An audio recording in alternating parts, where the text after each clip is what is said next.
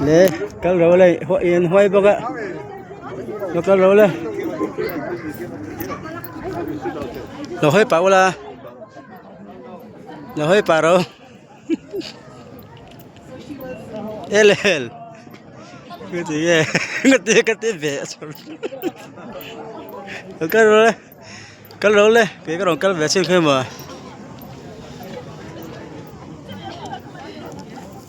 này ba cái lẩu tour zia chỗ cái chứ cái đang gọi là chỗ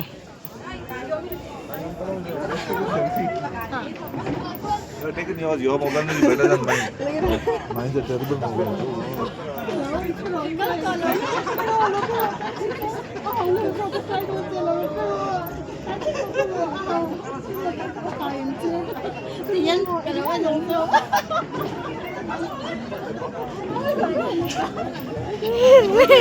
Nó cắn lẻ rồi.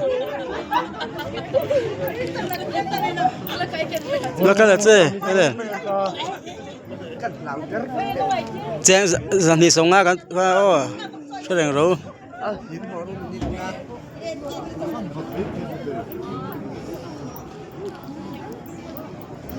À chúa chúa hay nuông sọc.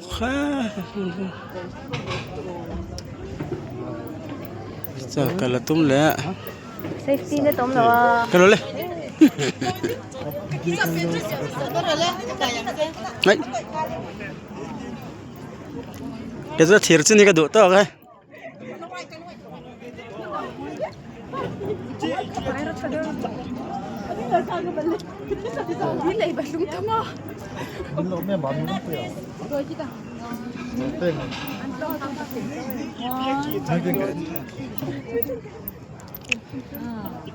Mới làm em xin tệ.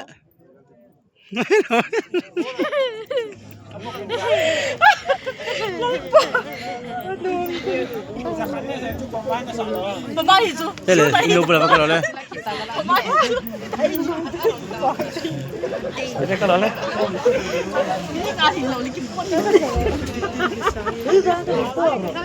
Đây là cái đó em.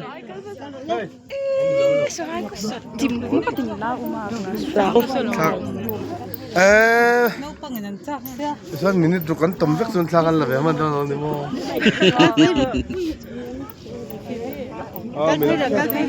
Đây là cái về lẽ. Cái phải dễ rồi.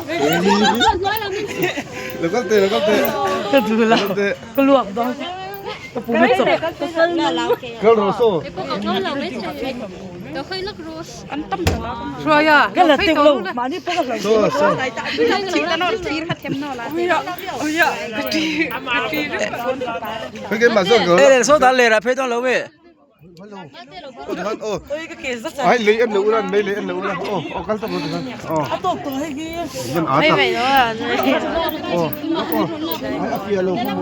Mỗi tối nó Cái làm nó tụi cái gì? Biết mua không mà tôi